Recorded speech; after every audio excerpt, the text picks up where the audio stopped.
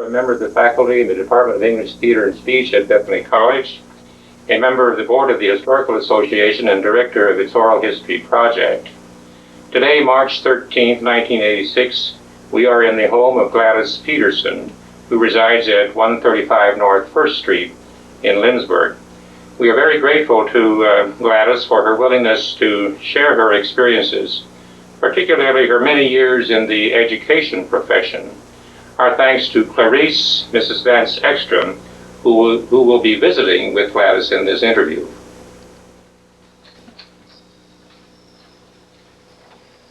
I am honored to interview Gladys Peterson, who has been my teacher and friend for many years.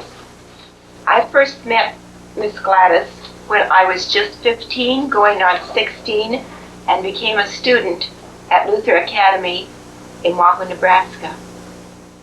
Miss Gladys has touched the hearts and lives of many students, both at Luther Academy and Junior College and at Bethany College, where she was chairman of the education department for 13 years. I was surprised to learn that Miss Gladys is not a Lindsborg native. Can you tell us how that came to be and the earliest years of your life? After marriage, my father, William Albert Peterson, and my mother, Anna Charlotta Ternstrom Peterson, started their married life on a farm 10 miles north of Cheney, Kansas. And there is where I arrived on February 8, 1904. It was mainly a Catholic community. And after my brother Leroy arrived a couple of years later, my parents decided that they wanted to return to the Lindsborg area, God's own country. That's what it was called in their write-up of their marriage in the Lindsborg News Record. The article indicated that they regretted that there was regret that they didn't stay in the community. But congratulations were offered because they would soon return to God's own country. Well, that's what they did. They returned to Lindsborg area and settled here in town. My father worked at Train Brothers' store for a few months. And then he went into a partnership with Mr. Charles Langren, and they started a general merchandise store in the small village of Freemount. Well, that little village was located a half-mile north of the present Freemount Church. We moved to Freemount into a home close to the store, and that was a very interesting experience for a child to live right next to a general merchandise store, where we children often spent time visiting in there and looking into all the open barrels and sampling the candy and so forth. I know we were a nuisance many, many times. Well, after a few years, the Farmers Union came into the picture and took over the store. There was more than a store in that village. There was a hardware store, a blacksmith shop, a Missouri Pacific depot, and an elevator. The Farmers Union came in and took over all of those industries, if we can call them that. So we moved to a farm north of Freemount, a mile north of this village. By that time, we were a family of 6 children. There was my father and mother and my brother Leroy. My sister Viola was next, and then brother Milton, brother Paul, and finally Carl. It was wonderful to get to spend childhood and youth in the Freemount community. That community, I think, at that time was about as ideal a community as anybody could find. I think we were extremely fortunate to have that privilege of growing up in that community, because the activities were centered around home, school, and church. And then there was Lindsborg nearby, where we could attend many, many interesting events. So I feel we had a very rich childhood and youth experience. Well, what influenced your becoming a teacher? Well, I think the influence began in the home, because my father and mother, neither one completed even an 8th grade. So they were very interested that their children have a school experience or have education, and especially my father. He always regretted not having had an education. He was an able man and interested in books and learning, and he always felt handicapped at not having had the privilege of education. So he provided many books in our home. There was much reading. My mother and father both liked to read, and they encouraged reading. And of course, in that day and age, no TV, no radio to keep us from reading. Then, being the oldest of 6 children eventually, I had to do a lot of teaching in many areas. So I think that kind of developed leadership ability that I had. After confirmation, I was asked to teach Sunday school, and that was fun and enjoyable. And I enjoyed that very, very much. And I think that gave me the interest in teaching, becoming a teacher.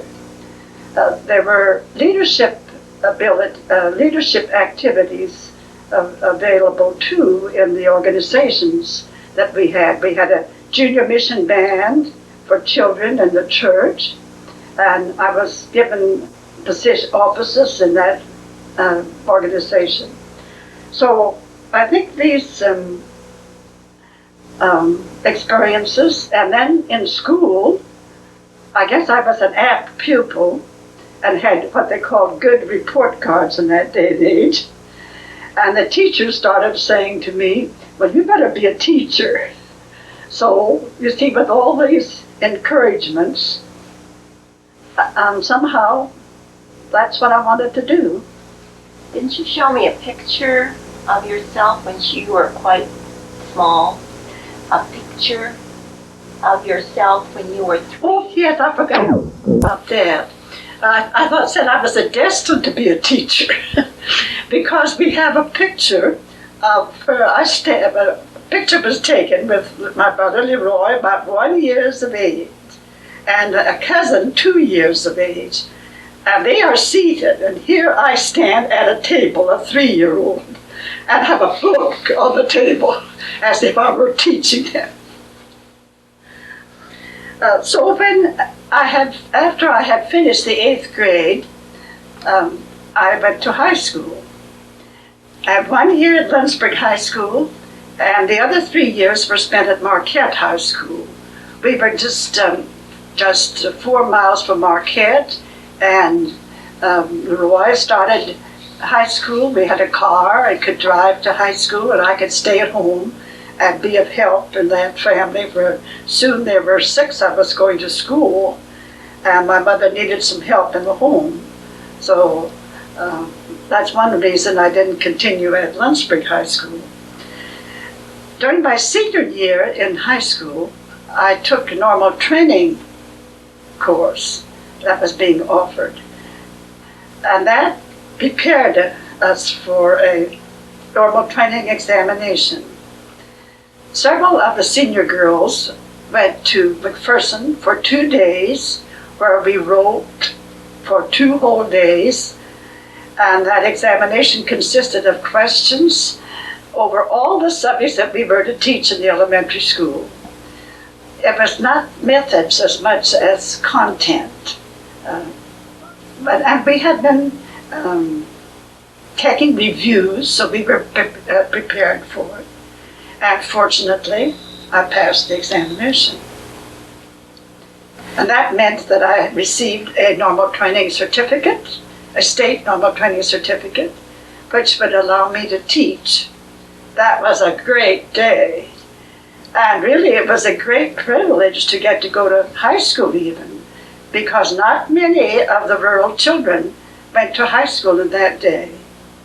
And about the only ones that went on to high school after the 8th grade were those who were going to be preachers or teachers or lawyers, that is, some professional person where high school and further education was necessary. Following my day, many of them went on to high school. That seemed to be the break period where it became more and more common that more and more of the graduates went on to high school. Your teaching career can be divided into 5 different time periods. Can you tell us a little about each one, beginning with the rural teaching from 1922 to 1928? Well, the fall of 1922 found me at Beans School. Beans was located where Riverside School now is located. I had 16 pupils, all grades, and did all the janitor work myself too. I lived with a rural family a mile east of the school. So that was my beginning experience at Beans. It was a happy year, and there was the custom for teachers to spend one night in each of the homes and of the families who had children in school. So that way we became acquainted with all the families, and that was quite an experience to get to go with these children home after school and spend the night in their home, and then the next day I would carry a lunch from that home. It was a very enjoyable year, and I was a wonderful children, but when I think back, how in the world did we ever manage to handle all 8 grades and do all the work that was a part of it? I think the Frank Shields family that I stayed with really were wonderful, supportive people to help me. 18 years of age, and my first experience of being away from home and everything, but we did it. And the next year, I was hired to teach my home school. I don't understand how I ever dared to take that position. Because there were 3 members of our family in that, among those pupils. There was my sister, Paola, an 8th grader, and there were 5 8th graders that year. And then there was Milton and Paul. There were 3 of our family. I had them as my pupils. My sister often says, "You were so afraid that you were going to favor us, that you really were hard on us many times." But that was a wonderful year. But Clifford Dolstein and I were he was one of the 8th graders, and we were visiting about it the other day. It's fun to think back about it all, because Clifford, I had been warned that Clifford could be a rascal, but somehow I hit the right button with him. He was just my right hand all year. He came early and helped me build the fires, and just everything I asked him to do. I told him at the beginning of the year, "Now you're the oldest boy in our school, and I'm going to rely very much on you for help." And he responded to that approach, fortunately. So I didn't have any trouble with him at all. Well, 24 pupils in all the grades. See, the task was tremendous, really.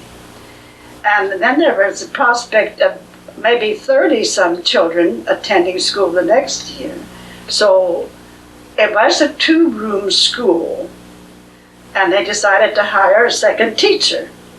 So the last 4 years at Freemount, I taught grades 5 through 8 and had another teacher as a co-worker. Well, we branched out and did some very interesting things when another teacher joined us, even introducing a special music teacher from Lindsborg that would come out once a week, and we even taught some Christianity, because the Release Time program came into Lindsborg, and some of the patrons wondered why we couldn't have that. So once a week, we would have music period, and I would have a group for a Christian instruction. I went to Anna Carlson, and she told me to use the Herbert story of the Bible, and to just read one story after the other, and not to make too many comments, but to teach just the facts of the story. So there was no complaint. We had that instruction, and I think that was quite unique for that particular period. But of course, through all my elementary school life and all my teaching in rural schools, we always started the day with some singing, and then we'd have the flag salute, and we would have the Lord's Prayer. You told me how much you were making a month. How much were you making a month? I started out with $80 a month of beans, and at Freemount they gave me 100. And I don't think I got beyond 100 in Freemount, because with the 2 teachers that way, I didn't have as much work the last 4 years either. Then you took some time out to go to Bethany College and get your bachelor's degree. Those were the years from 1928 to 1931. Can you tell us a little bit about your experiences then, there? While I was teaching, but this normal training certificate, it had to be renewed every 2 years. It was a 2-year certificate. So while I was teaching, I would attend summer school at Bethany. And that was a rich experience too. I was piling up some hours, and after 6 years of rural teaching, I decided I was going to go to Bethany and complete my degree, work toward my degree. So that's what I did. I spent 3 full years as a full-time student at Bethany. They were busy years because I was carrying heavy loads all the time. But they were wonderful years. I had some wonderful teachers. Among them were Anna Carlson, Amanda Magnuson, 2 teachers who are highly revered teachers, revered by those who had them as teachers. Anna Carlson was an unusual person. I don't think I've ever met a person who lived so close to God as she did. And it just permeated everything she did. And yet she was very much a down-to-earth person, and very gifted as a teacher. I don't think anyone ever was bored in her classrooms. She was always so well prepared, and she was an inspiring teacher and a creative teacher. She had excellent plans, and we did some very interesting things in her classes. She taught all the Christianity courses at the time that I was at Bethany. And then she taught methods and other education courses. Amanda Magnuson's specialty was psychology. That was my first introduction to psychology. And I wish you had known Amanda Magnuson.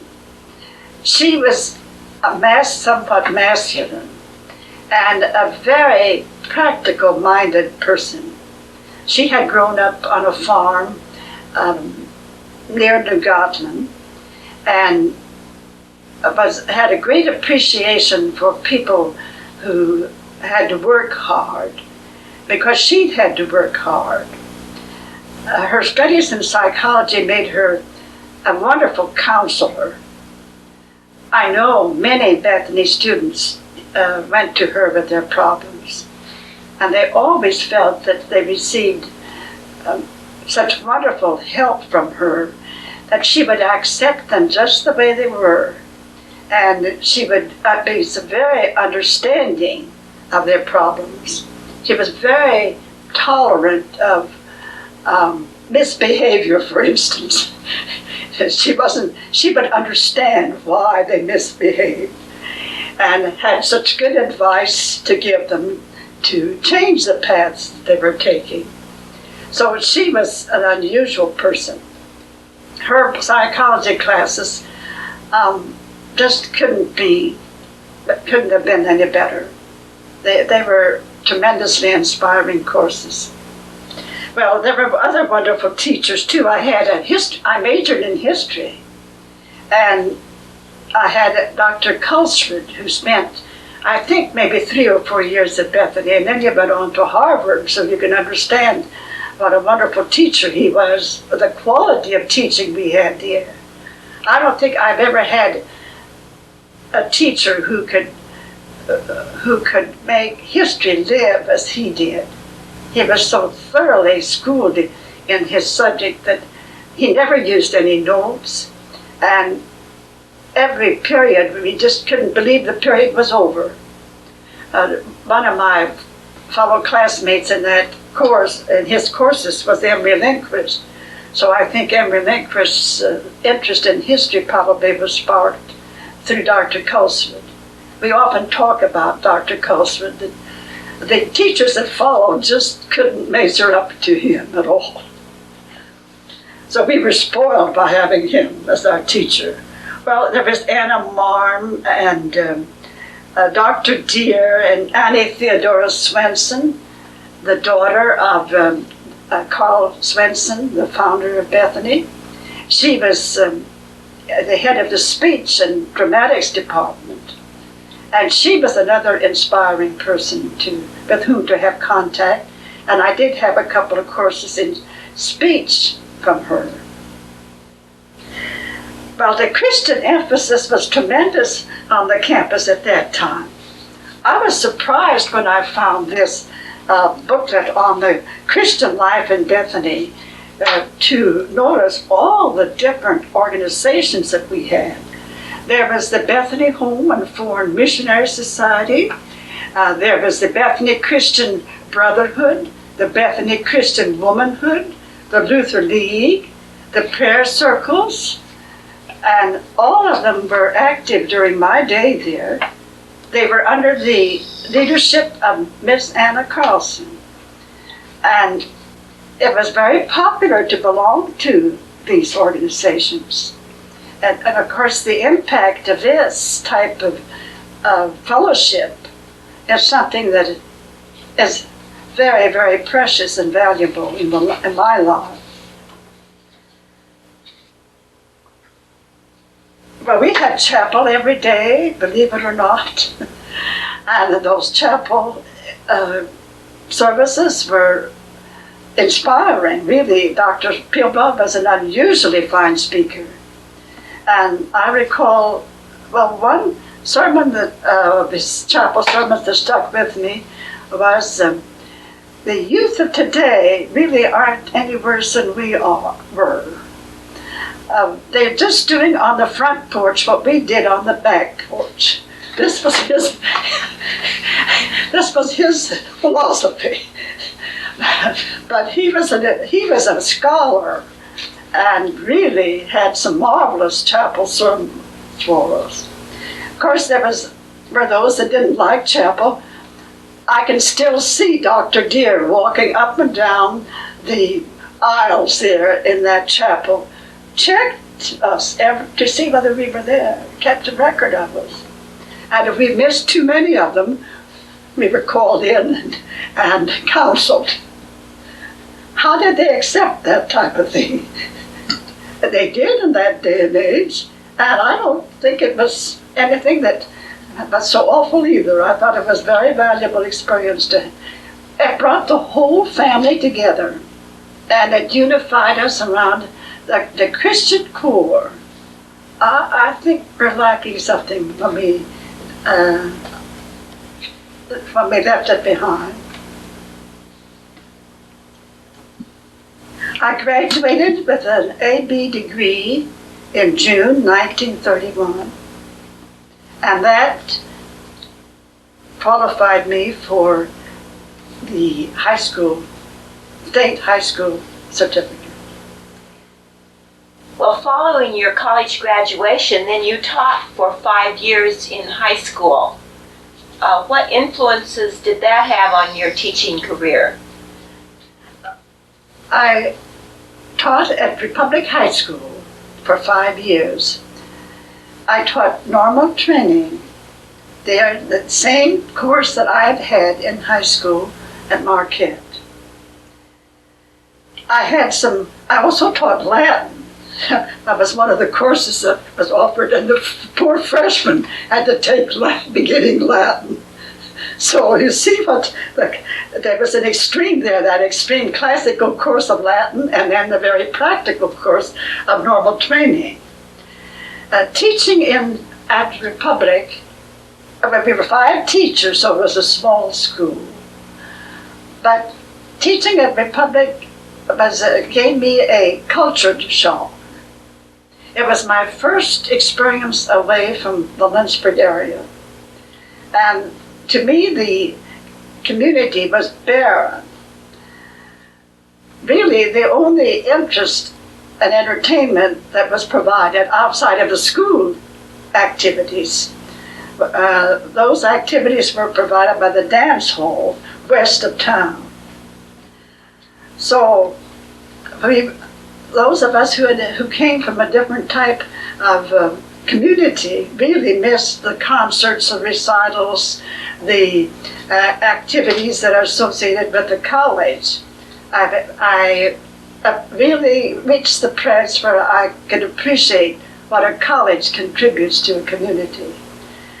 The students didn't have any particular goals of going on to college even, and unfortunately. So it was interesting to share with them some of the experiences that I had had, especially this was true when I was working with the normal training students. That course required going a second mile to get them ready for that examination.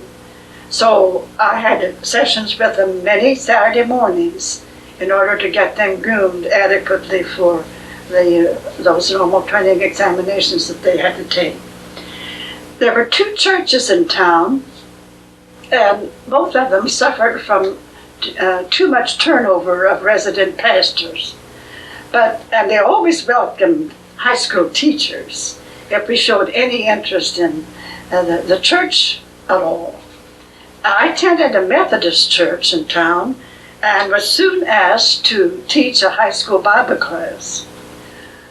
Well, I was shocked because I couldn't imagine at that particular time any of our churches here in this area asking a Methodist girl to teach a high school Bible class in that church. So I said to the pastor, well, I'm a Lutheran. I can't begin to teach without including some Lutheran doctrine. Oh, he said, that won't make any difference. We won't worry about that. So I consented to teach that class. About 20-some students attended it. And I was made so aware of how barren that community was. And when I couldn't even find I couldn't find 20 Bibles to use in that Bible class.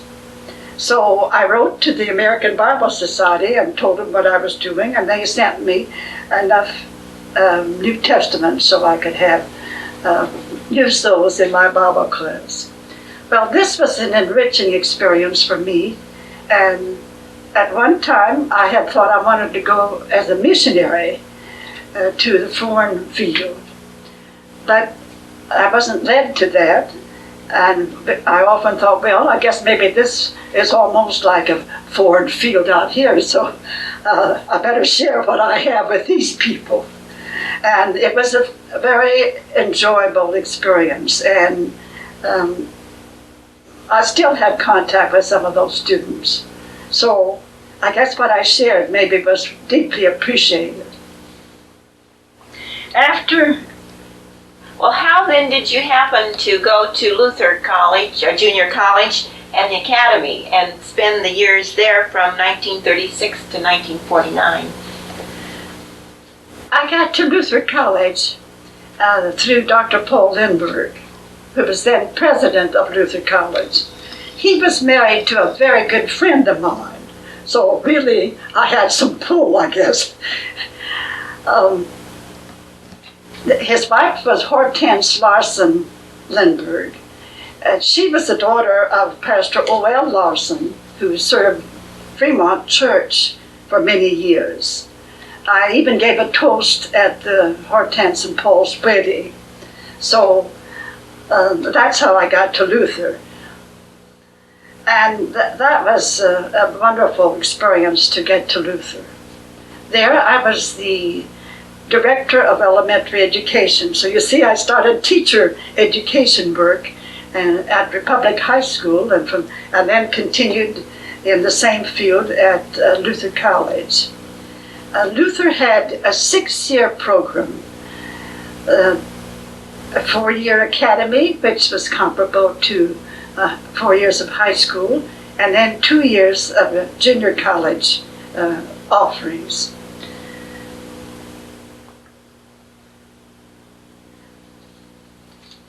I lived in the girls' dorm, East Hall, as was the custom at that time for single teachers. Single men teachers would live in the boys' dorm, and the single girls, lady teachers, would live in the girls' dorm. So down the hall, I had a room on the first floor. Down the hall were about 4 other lady teachers. So that was an interesting experience to live in the girls' dorm and eat all 3 meals 7 days a week in the college dining hall, right along with all the students. That made for a family experience. It was a close-knit family experience at that institution. Less than 200 students, hardly ever 200 students, but living together this way and eating together and interacting in all the activities on the campus. Very close relationships developed with the students too. And undergirding all this was a very strong Christian emphasis. We had chapel 5 days a week. There were dorm devotions. There was a very active missionary society, and Bible class Sunday mornings, a wonderful Bible conference every spring when noted Bible teachers were brought in. It was really, the Christian emphasis was very, very effective, I think, among those students. But I hasten to add that the academics area was present too. Going back to the missionary emphasis, this resulted in many of the students entering the ministry and many of the students going to foreign fields. At one time, I had 12 former Luther students who were missionaries in Africa. I really wanted to visit Africa at that time, and I regret that it wasn't possible for me to go out and visit these 12 students who were teaching in Africa. I had 2 in China, 2 in India, and 2 in Japan. And this verified statement that appears in a recent history of missions of the Augustana Synod, written by Dr. George Hall. He says that especially effective among the missionary societies at the church colleges was the one at Luther College. From that missionary society, the largest number of candidates for the foreign fields came. Well, this Luther spirit that we had at Luther College was something. It was something that had to be caught, I think, rather than taught. And it still lives in the lives of those students. And this was so aptly demonstrated last summer when Midland College sponsored a Luther College Summerfest. There were 300 former students and some former faculty members that attended that Summerfest. I mentioned that the academics were also stressed. Many of our students went on to four-year colleges, and they never complained about not being prepared. We had some wonderful able teachers like Dr. Vern Sweetland, Dr. Marvin Larson, Mr. S.O. Johnson among them. And they were scholars, those men, and they really prepared their students for higher education. One student one time told me, There was also Ethel Palmquist. Ethel Palmquist. Yes, Ethel Palmquist was another one. She really was a good English teacher. One student who attended Bethany later was visiting with me about this one time, and he said, you know, the first paper I turned in to my history prof, he was so impressed with the quality of that paper. He talked with me about how did you get prepared to write papers like this? And the student said, this is what I said to the prof. Why, that's the way we always did it, Luther.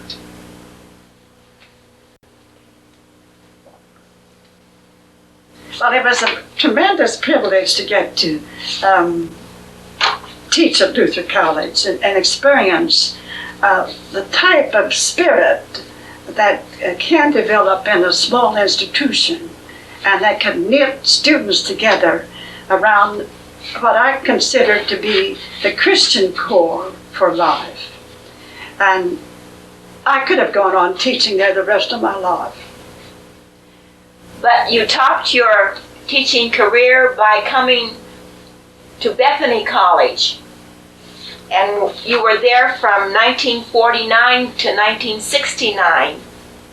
What was so special about your coming to Bethany? Well, Bethany had been special in my life ever since infancy, believe it or not. That's a strange statement to make, but I feel it's true. I was born February 8th, 1904. Dr. Carl Swensson, the founder of Bethany College, died 8 days later, February 16th, 1904. My mother was confirmed by Dr. Swensson, and she idolized Dr. Swensson. No preacher ever came up to Dr. Swensson. But I'm sure when the message reached her that Dr. Swensson had died, some of those tears fell on the babe in her arms.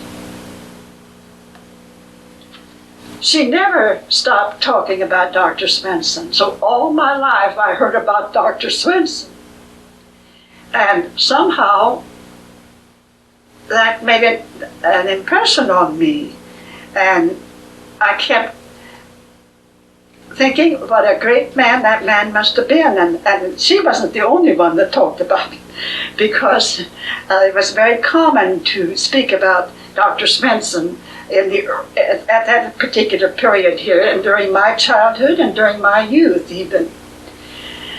So one time at Luther College, when we were having a church convention, I had contact with an older pastor, and I can't remember his name, unfortunately, but he had attended Bethany and knew Dr. Swensson personally. So I said to this aged pastor, I said, was Dr. Swensson as great a man as I had been led to believe? And this is his answer. Girlie, you can't think big enough about that man. So I just went on thinking big about that man, you see. And during our childhood, my childhood, especially, we kept in contact with activities at Bethany. See, my mother was interested in Bethany. My father was interested in the activities that Bethany offered. We would come in every fall to attend the bazaar. And the bazaar was some event, a whole week of it. In the old Ling Gymnasium, that sheep barn, 8-sided big building that we had up there on campus where the Puma Union now is located. That's why it was built in that shape, because it was supposed to simulate somewhat the building that preceded it.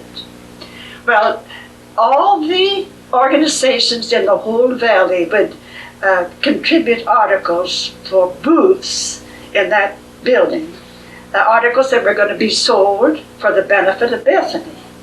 So here were all of those booths containing handwork, quilts, whatnot. And of course, candy, there was a candy booth, homemade candy. See, as a child, I remember that.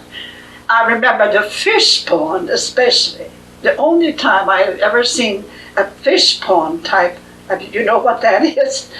Where they bring articles and it would all be enclosed with sheets around it, and then we would have a fish pool with it, and we'd throw it over that on the inside, and they'd hook something on it.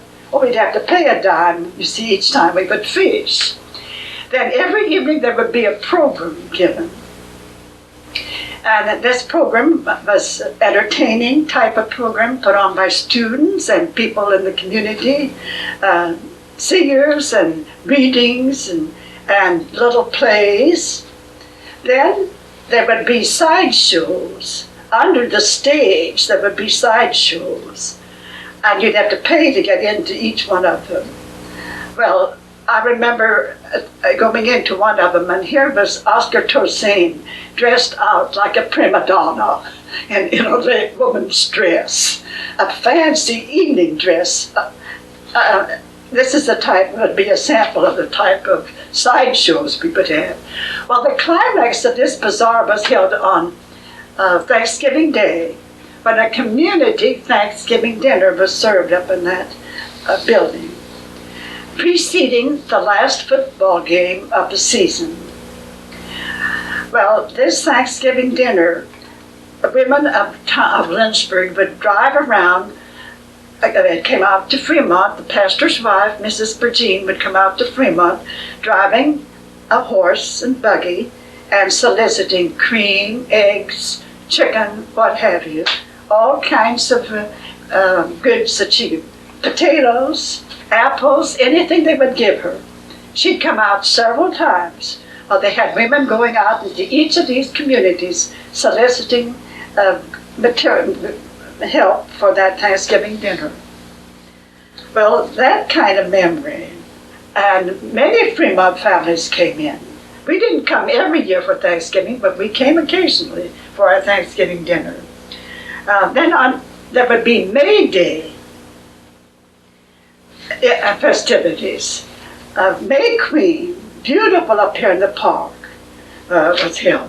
Where Presser Hall is, that was just a big park, and that's where they would have May Day fete would be presented. There would be church conventions every year, 1 or 2 church conventions held. We would always come in to attend those. I think all the VIPs of our church during my youth period at these church conventions, became acquainted with them, and not in person, but at least had seen them and had heard them. Well, that made an impact.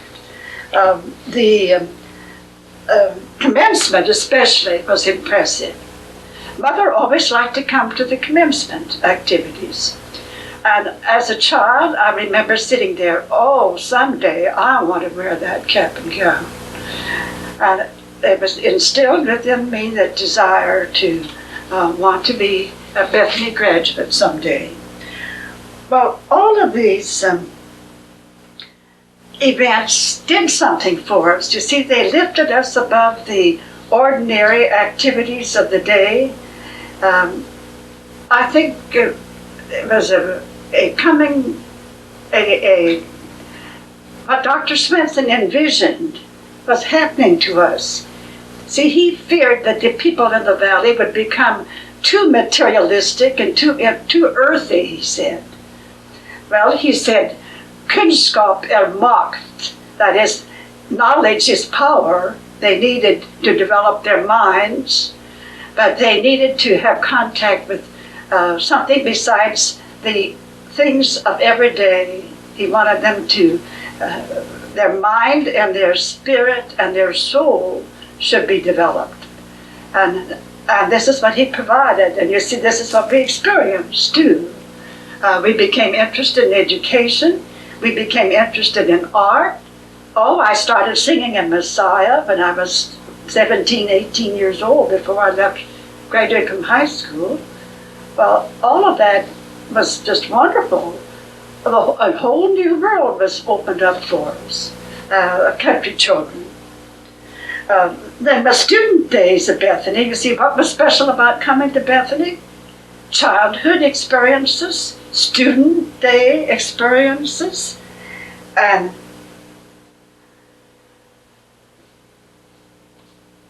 opportunity to teach Bethany, but I just couldn't believe it. Well, what were some of the major contributions you were involved in your teaching tenure at Bethany? Well, I was called to initiate the degree elementary program. See, prior to this, students could earn a 60-hour certificate on the basis of 2 years of Bethany. But Bethany had no program to prepare elementary teachers on a 4-year program. The State Department of Education had set 1952-53 as the year when all beginning teachers must have a degree. So this was the reason that Dr. Hermanson, Dr. Emery Lindquist, as president at that time, and Dr. Hermanson, dean, could envision that it would be an asset to have this elementary degree program initiated. And I was called to be the person to do it. I would have taken this course, and I attended Bethany if it had been there. But see, it wasn't there then, so I had to go into high school teaching on the basis of there was no preparation for us for elementary teaching, advanced elementary teaching. Well, this is what we did, and it was a big order, of course. We served the resident students, but then there was a special need that arose. I don't think anyone had foreseen that particularly when this program was initiated. See, teaching in the area were many teachers who had, well, some of them less than a 60-hour certificate. State aid came into the picture. State aid to education, to schools. And the schools, this aid was given to schools on the basis of teacher qualifications. So the schools that had people with degree certificates received more state aid. Well, you can imagine the pressure that was put on many of these teachers that if they wanted to hold their positions, they had to continue their education. So many of them turned to Bethany, can you help us? What can you do for us? Of course, summer school sessions were introduced. Evening classes were held for them. Saturday morning classes were held. One of the big problems that arose was that they had to have 6 hours of student teaching. And how do you give student teaching to teachers that have taught even 20 years? Well, so we had to be creative. And this is what we did. We developed a reading program for them. A seminar was set up for them. And we developed a reading program, gave them a sheet listing many of the recent books on teaching, and asked them to read these books, and then we would meet to discuss them. And then they would have to select a project or select from these methods that they have been reading, these new methods. Select something you'd like to try and develop this in your school, and that's what they did.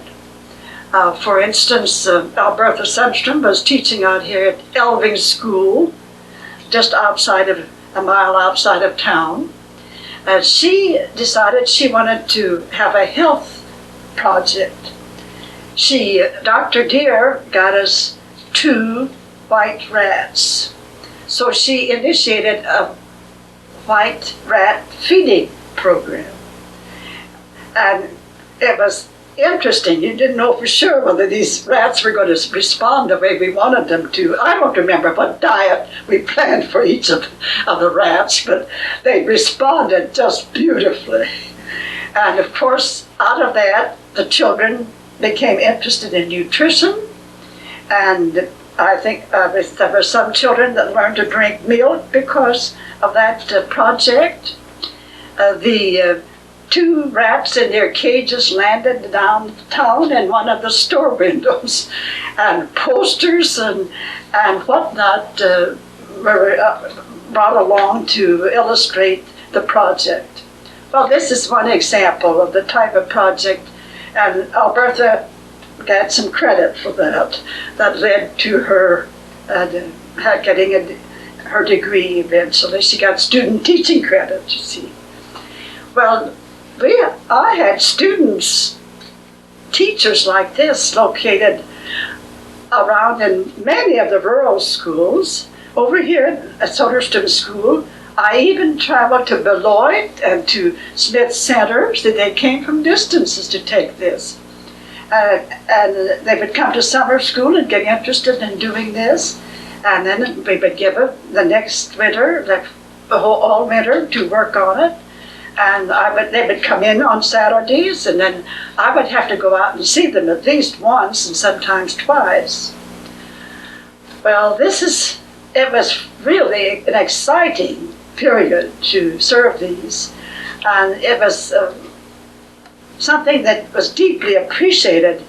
And the thrill of their marching across that platform on commencement day, it was pretty exciting. Many of them up to 50 years of age and more, even doing it. Well, I think this was one of the very fine contributions probably that came out, in addition to what we were doing for the resident students.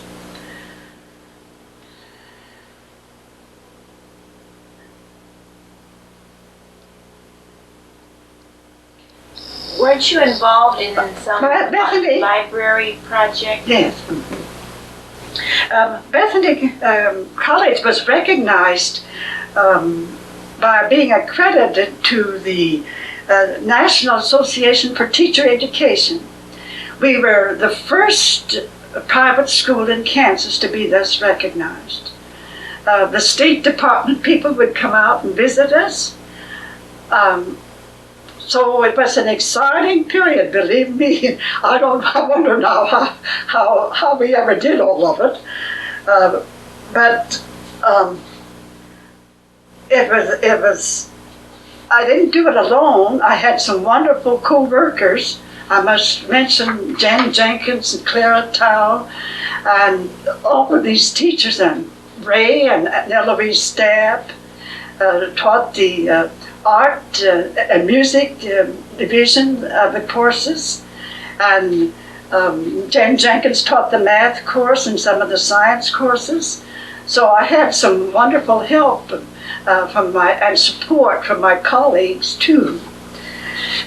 Yes, the city library probably is one of the contributions that came from our elementary education department, which sounds strange, but this is the way it came about. I taught children's literature course, and at the beginning of the course, I would hand my students a sheet listing the 100 best books for children.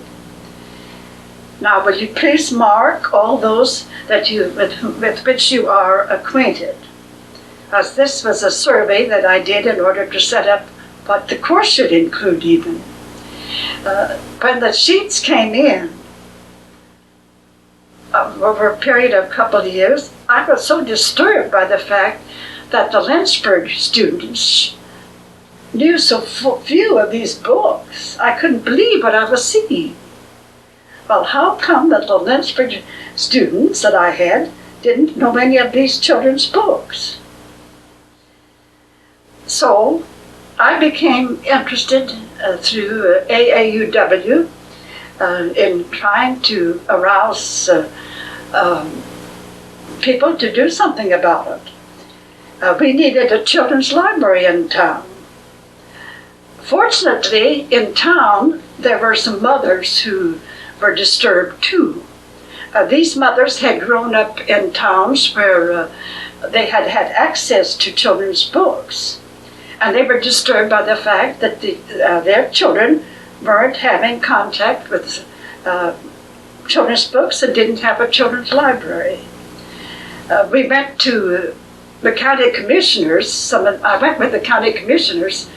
I went with some of these mothers to the county commissioners to see if we couldn't get a county bus that would come in and leave some of these books at a location where children could have access to them. The county commissioners were not interested. So the AAUW took up the cause and elected a library committee. And this library committee went to work. And in the summer of 1960, the Children's Library was started. Downtown, in that little building that recently was housed from Lambs to Wool. That's where we started, in that little building. And we had books from the State Department, State Library Commission had books that 50 books we could get in these trunks. And we had to pay $3 transportation. We didn't have to pay any rent for the books. So that summer, that's the basis of the project. And from there, the library project grew to what it is today. So we do take some credit for it from this particular department, and did make a contribution there. We served the church too.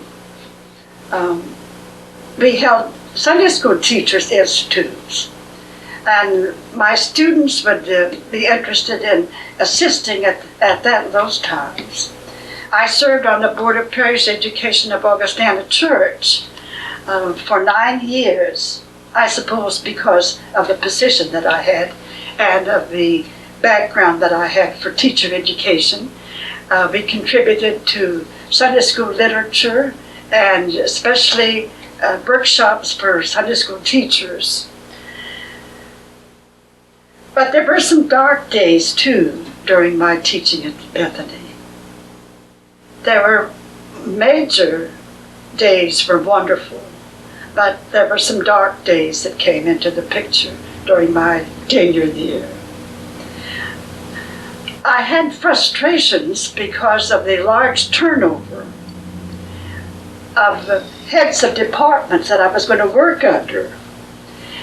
And I think that was due more or less to the total situation at Bethany at that particular period.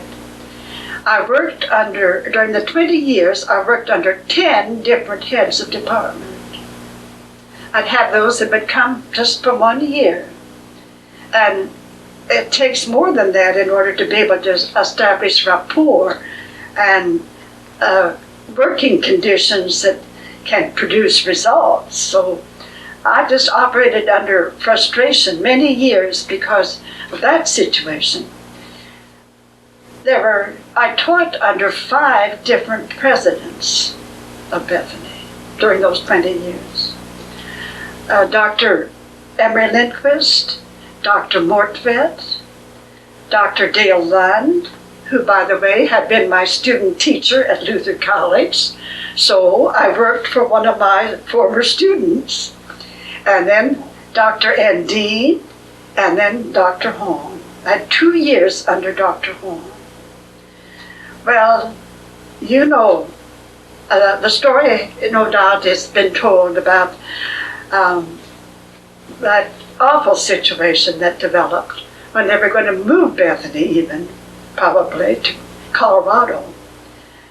Those were hard days on campus. They really were. See, there was this spirit of gloom that hung over us, and the enrollment went down, and these men, these presidents, they were all wonderful, dedicated men, really, and they were hard workers. They tried everything that they could think of to rescue Bethany, really. All of those 5 men operated under this terrific, difficult financial situation. But I think Dr. Dean did a tremendous service in bringing the whole thing to a head and making the situation so serious that there had to be some very positive response in order to rescue the school. This is typical of what was happening in that day. At faculty meetings, we were briefed on some of this. And after one faculty meeting, I went home and I said to my sister, whom I happened to meet that day, "Oh, Viola, the situation is terrible. Bethany is in a terrible situation." Viola said, "I've heard that all my life." And we had heard it all our life, that Bethany was having financial struggles. And then I said, "But Viola, they're even talking about moving the college to Colorado." "What?" She said. "See, this is what most people got really stunned and recognized that there had to be a tremendous change in support and attitude, or there would be no more Bethany in Lindsborg." But you see, this is the setting in to which Dr. Horn came. Dr. Horn brought some special qualities as a person and in his background. But he had this tremendous advantage in this setting, all ready for some leader to come in and lead us in the right direction. And of course he did. And to experience that miracle, I was so thankful that I could live and be around long enough to see the turnabout and be a part of the rejoicing that took place. That really is one of the greatest things that ever happened to me, I think, was to get to be along in the rescue of Bethany too. Not only those sad days when we were going downhill, but also when we were going in the other direction. That was truly wonderful to have that experience.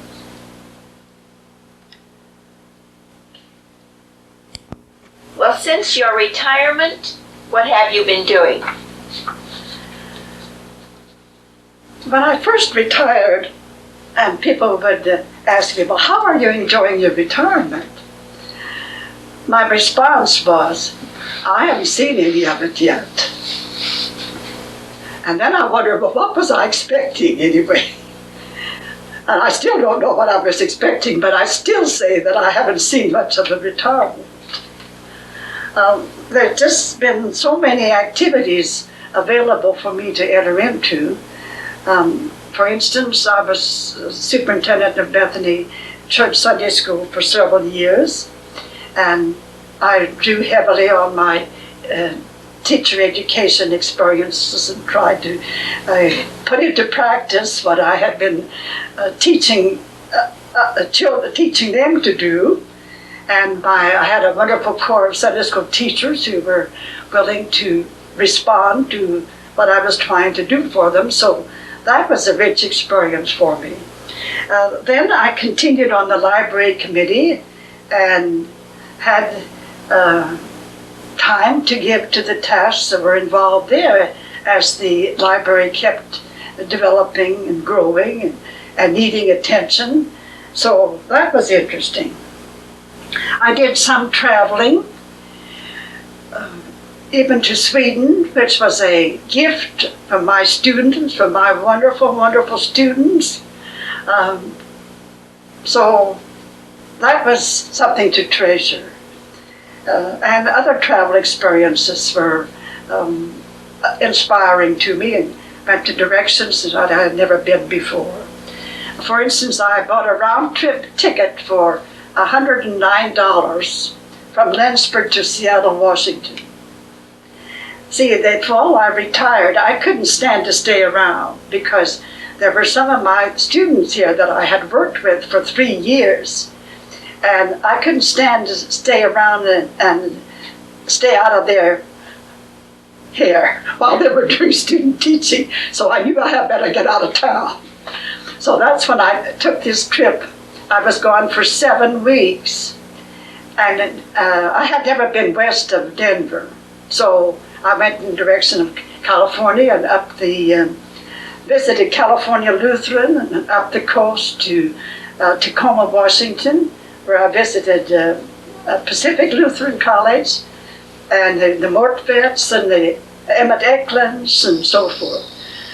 During the 7 weeks that I was gone, I spent only one night in a hotel.